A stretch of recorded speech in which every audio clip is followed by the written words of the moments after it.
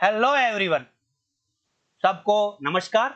मैं एक बार फिर टॉपर्स टॉप की इस नॉरसेट 4.0 के इस भाग में आपको मिलवाने जा रहा हूं एक और topper achiever NORCET 2023 Gayatri Meena. Gayatri, आपका बहुत बहुत हार्दिक अभिनंदन, स्वागत है डीएमएस के इस प्लेटफॉर्म पे। और हम आपको बधाई देना चाहते हैं कि आपने बहुत अच्छा एक रैंक के साथ सिक्योर किया है और अचीवमेंट लिया है। सो आपको ट्रॉफी देकर हम सम्मानित करना चाहेंगे जिसके आप हकदार हैं। Thank you. Thank you sir. अब इस टॉपर टॉप की कड़ी में आपसे बात करेंगी गायत्री मीना। गायत्री, पहले आप अपना परिचय दीजिए सभी को। जी sir, myself Gayatri Meena. मैंने BSc nursing Ramsnehi college of nursing Bhilwara से की है और उसके बाद मैंने पूरे 1 ईयर सेल्फ स्टडी की थी। मतलब कोचिंग को मैंने ज़्यादा प्रायोरिटी नहीं दी थी। उसके बाद जब मेरा 2022 में नॉरसेट लगा था तो मेरी 12,000 समथिंग रैंक आई थी। उसके बाद मैं कोचिंग आई और मैंने नवल सर से फर्स्टली डिस्कशन किया, फिर मैंने एडमिशन लिया। उसके बाद आज मैं आपके सामने हूँ 12,000 से 745 रैंक पे। बहुत अच्छी बात। अच्छा, कैटेगरी रैंक फीमेल में आपकी कितनी है? Approx 14। 14। 14 category rank ST female, 14 all over India rank 745। बहुत अच्छी रैंक है। 12,000 2022 में जिन बच्चों की रैंक है आपके सामने गायत्री, और यहाँ आकर अक्टूबर, आपने कब ज्वाइन किया डीएमएस? अक्टूबर में अक्टूबर 2022 जब इनका रिजल्ट आ गया 2022 नॉरसेट का, उसके बाद इन्होंने डिसीजन लिया और फिर डीएमएस ज्वाइन किया। अच्छा, डीएमएस ज्वाइन करने का तक का सफर आप बताइए। मैंने अक्टूबर में ज्वाइन किया। उसके बाद जब क्लासें लगने लगी तो मुझे और कॉन्फिडेंस आने लगा। टेस्ट में मैं अंडर 10 या 20 में आती थी टेस्ट में। उसके बाद मेरा फर्स्टली जो एग्ज़ाम लगा था जिपमेर में, उसमें मैंने क्वालिफाई किया है। डीएमएस में आने से पहले डीएमएस को जानते थे? जी सर। सीनियर। कैसे पहुंचे यहाँ पर? सीनियर के थ्रू। कौन सीनियर? जैसे कोई नॉन डीएमएस है ना आपका नॉन हो? जी सर, लोकेश छापरवाल है। लोकेश और एम्स भोपाल। Yes sir. पहली सिलेक्शन 2020-21 एम्स कल्याणी, दूसरा सिलेक्शन भोपाल एम्स 2021-22। जी सर, उन्होंने मेरी मतलब काफ़ी हेल्प की है। बहुत अच्छी बात। मोटिवेशन से लेके सब कुछ। बहुत अच्छी बात है। फिर आगे? उसके बाद मेरा एसजीपीजे में हुआ था 810 रैंक पे। मैं ओनली यहाँ का जो कंटेंट था मैं फंडामेंटल ही पढ़ के गई थी। उस पहला सिलेक्शन कब हुआ? मेरा पहला सिलेक्शन राजस्थान सीएचओ में हुआ था और उसके बाद यहाँ आने के बाद जिपमेर में मैं क्वालिफाई हुई थी। बट जो अभी मार्च में फरवरी में एग्जाम हुआ था उसमें आप क्वालिफाई थे? जी okay. Sir. Then second exam जो आपने क्रैक किया, जो अभी मार्च 22 के आसपास हुआ था, 20 के आसपास। हाँ। बहुत बढ़िया। और थर्ड आप सबके सामने है, नॉरसेट क्रैक करके। बहुत अच्छे अचीवमेंट्स है गायत्री मीना के। आप 2021 की पास आउट है जैसे आप बता रही हैं। 2020 की पास आउट है। 2020 से लेके 21 तक आपने सेल्फ स्टडी की। हाँ। आपको कोचिंग्स में कोई बिलीव नहीं था?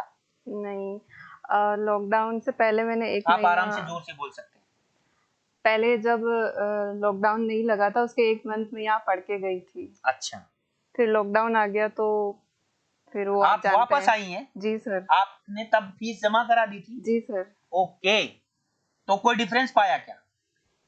मुझे पहले से काफी बेटर मिला है। मैं मतलब सबको बोलती हूँ कि कुछ तो है, कुछ तो है जो मैं मतलब इतना जल्दी यहाँ तक पहुंची हूँ। आपको फैकल्टीज का क्या अनुभव रहा है यहाँ के? सर, जैसे कि ओबीजी अल्टीमेट है यहाँ की। मुझे नहीं लगता कि ओबीजी एमएम सर से बेस्ट कोई भी पढ़ा सकता है। और उसके बाद आती है फंडामेंटल, जो कि मोस्ट ऑफ प्रायोरिटी होती है। तो एमजे सर और एलबीएस सर बहुत ही अच्छा कंटेंट प्रोवाइड करते हैं। मतलब दो फैकल्टीज आपको यहाँ प्रोवाइड कराई जा रही है। हाँ। और उनसे रियल में आप सेटिस्फाइड? बहुत ज्यादा सेटिस्फाई हूँ। और फैकल्टीज जैसे साइकेट्रिक?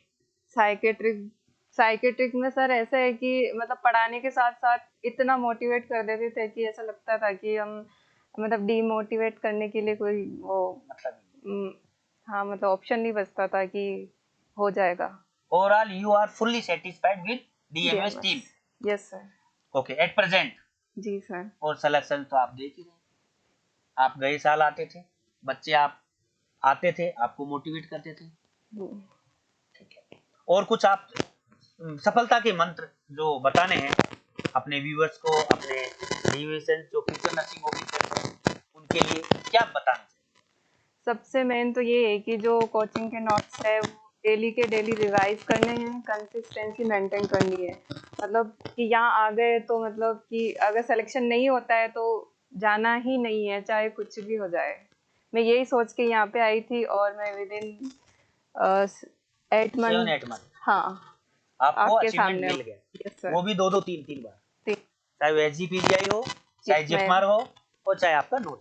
जी सर। तो आप अभी बहुत ज्यादा कॉन्फिडेंट है, ऐसा मैं यस बता सर। सकता हूँ। Yes sir.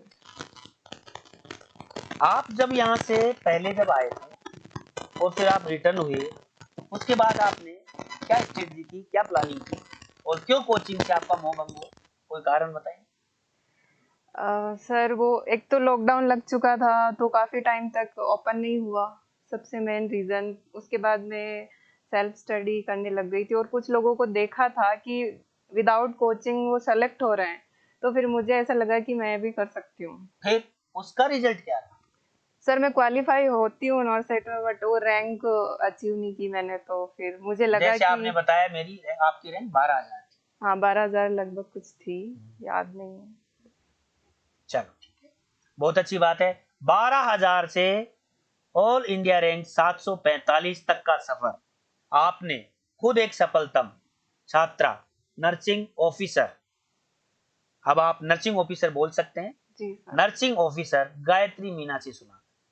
भीलवाड़ा में जाजपुर के रहने वाली है और राम स्नेही कॉलेज ऑफ नर्सिंग भीलवाड़ा 2020-21 में इन्होंने पास आउट किया, खुद पढ़ाई की 1 साल। उसके बाद जब नहीं हुआ तो कोचिंग की तरफ, डीएमएस की तरफ रुख किया इनके सीनियर्स के परामर्श पर, और 8 महीने लगातार कठिन परिश्रम डीएमएस टीम के साथ मिलकर करते हुए आज आपके सामने सफलता के इस मुकाम पर पहुंच चुकी है। और मैं इन सबको, जो भी सफलतम विद्यार्थी है नोरसेट 4 के 2023 में, उन सभी को हार्दिक अभिनंदन, बधाई देना चाहता हूं। उन सभी का डीएमएमएस परिवार शुभकामनाएं प्रेषित करता है और उनके उज्जवल भविष्य की कामना करता है। और आप अगर बच्चों को कोई भी अपने मन से मोटिवेशनल वाक्य बताना चाहे, बता सकते हैं। सबसे मेन, अगर आप बहुत नज़दीक है इस रिजल्ट को देखते हुए तो डिमोटिवेट होने की कोई ज़रूरत नहीं है, आप भी कर सकते हो। ये लेके चलना है कि आई कैन डू इट, तो सब करते हैं, बोलते भी हैं, माइंड में भी रखते हैं, बट आपको ये लेके चलना है कि I have to do it, तो होगा ही होगा 101%। आपने सुना, आपने अच्छी तरह सुना होगा, गायत्री बताना चाह रही है कि आई कैन डू, ये तो सभी बोलते सुनते हैं, उसमें संभावित बातें होती, पर फुल्ली डेडिकेशन के साथ पैशनेट होके कोई वर्ड है, सेंटेंस है जो सफलता के लिए आपको बहुत ही अच्छा रहेगा। आपने मन में ठान लिया, अगर ठान लिया तो वो होके रहता है, ऐसा मानना है गायत्री का। जी और सर। उसके लिए इन्होंने एक सेंटेंस बताया है, I have to do it, मतलब मुझे ये करना करना ही है, है एनी हाउ। करना ही है। और इसी कारण आज आपके सामने गायत्री खुद साक्षात बैठी है, आपको बता रही हैं सफलताओं के बारे में, कैसे मिली, कब कब मिली, क्या क्या किया इन्होंने। जी सर। आप के माता पिता किस बैकग्राउंड से आते हैं, आई मीन से कि आपके माता पिता सर्विस में है जी या? सर, पापा है अच्छा, बहुत अच्छी गवर्नमेंट बात है। प्रिंसिपल। आपके पापा गवर्नमेंट प्रिंसिपल है, बहुत अच्छी बात है। आप उच्च संस्कारित और नो डाउट अच्छे पढ़े लिखे परिवार से हैं और आपने उसी अनुरूप अपने आप को ढाल भी लिया है और सफलता भी प्राप्त की है। जी सर। आपका उज्जवल हो भविष्य।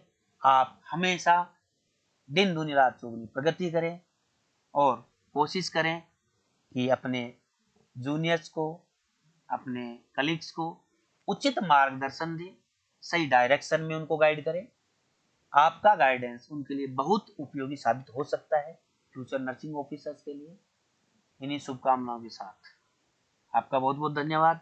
एक बार फिर मैं आपको हार्दिक बधाई देना चाहूँगा डीएमएस परिवार की तरफ से, डीएमएस की तरफ से, डीएमएस टीम की तरफ से, मेरी खुद की तरफ से, और आप सभी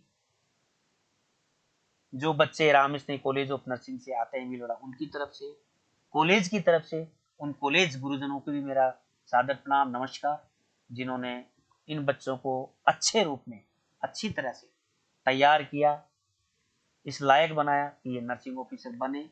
और इसी कड़ी में मैं आपको फिर एक और नर्सिंग ऑफिसर से जल्दी ही रूबरू कराऊंगा।